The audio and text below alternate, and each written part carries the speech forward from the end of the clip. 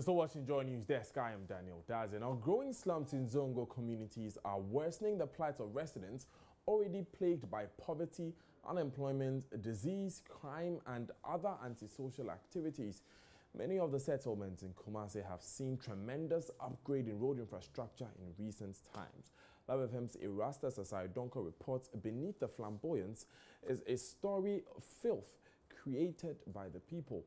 In the following piece, he takes us into some Zongo communities in the Ashanti region capital, Kumasi. Areas like Abuabu Zongo, Sewaba and Aswase benefited from massive facelift in road infrastructure, especially under the SYL NDC government. The beauty of the roads and paved streets to the casual observer fades away into cosmetics and exposes fundamental issues with direct negative impact on the people. The popular Zongos in Kumasi are settler communities that constantly attract the youth, mostly from northern Ghana and neighboring countries in search of greener pastures. Many of the areas remain underdeveloped with low level of education among residents. Makeshift structures dominate residential facilities with poorly constructed alleys. 15-year-old shoe repairer Abubakar is from Burkina Faso. He lives alone and plies his trade here for a living. Post office. Post office? No. Abontain order. Where then now did he?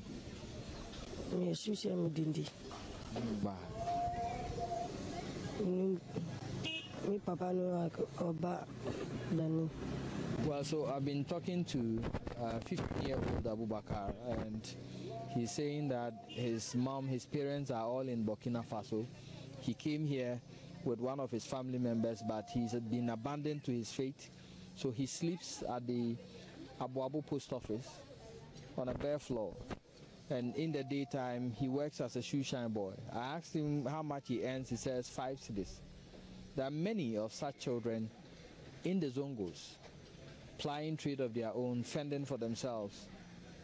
Abubakar represents Zongo's teeming youth who are in search of decent jobs. These young men come here with their tools looking for menial jobs like weeding people's compounds. Here now, Mufri Amoba Kumasi. Burkina family.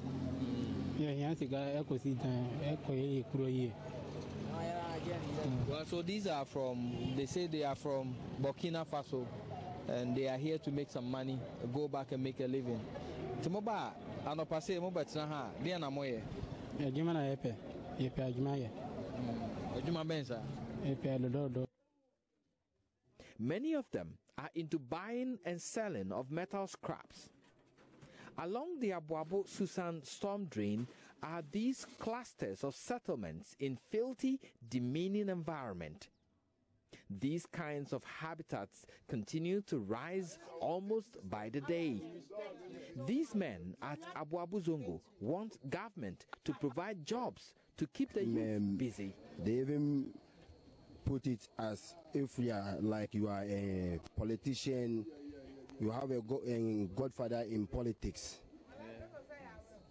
then you will get a job, whether MPP or NDC. But if you don't have any godfather, you will not get the job. I'm a master of design, but in this Ghana, it's not moving well.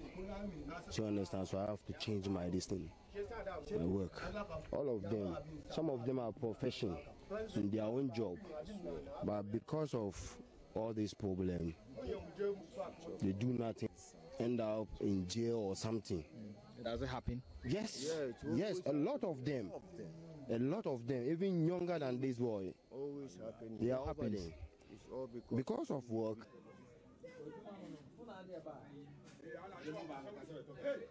People are exposed to the risk due to poor sanitation, as evident here at Dagumba Line, where residents live close to drains turned into dikes. The unbearable stench, ironically, is good enough for this young man to enjoy his meal of rice known in Hausa as shinkafa. This drain was supposed to be used for liquid waste. It's sited deep within the heart of Dagumba line. Now, residents here have a separate mentality of what drains are to be used for, whilst other people channel liquid waste through this. Residents of Dagumba line, Abuabo and its environs who live around this drain have decided to use this one for the dumping of solid waste. So behind me here you can see all manner of solid waste, from plastic to solid human excreta wrapped in polythene sacks. The practice has actually gone to the extent of spreading disease and squalor among residents of the Zongos. So the moment you mention telling the story of the Zongos, it cannot be said without mentioning the issues of sanitation. With me here is a concerned citizen who has been monitoring this trend for some time and feels bad about it. The situation is bad because this here, if you tell someone to stop dumping, they will beat you. The assembly member has said it several times. The member of parliament said same, but it's still ongoing. If you try telling them, they will threaten you by saying they won't vote for you. The Kaya also defecate into the gutters. Poverty is visible in many homes in Zongo communities as income-earning avenues are almost non-existent. Women are demanding financial empowerment.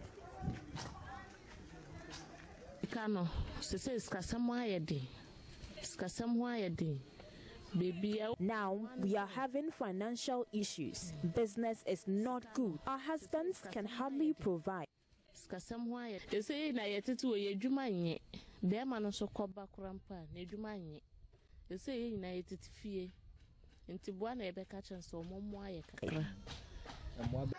Government's drive to improve the lot of Kumasi Zongos will have to tackle educational infrastructure with focus on protecting and educating street children. This place is called Oro. It's part of, let me describe it as Amakum Zongo. And it represents a new Zongo that has sprung up. I call it the scrap city. Here people live on dead scraps, dead metals. They collect them from all across Kumasi for a living. There are children here, as you can see. More people drop in every day as part of this settlement. Zongos keep springing up everywhere, and they will keep evolving. For the Zongo ministry, the task is trying to address issues of sanitation, crime, joblessness, and the rest. Reporting for JoyNews, Erastus Asaredonko, Kumasi. Expect more stories from Zongos across the country in this week's JoyNews agenda. And of course, we'll be bringing you a response to these issues from the Minister for Zongo and Inner City Development, Boniface Abubakar Siddiq. You're still watching JoyNews Desk. I am Daniel Daze. Up next is Business with Emmanuel Abwajiriafi.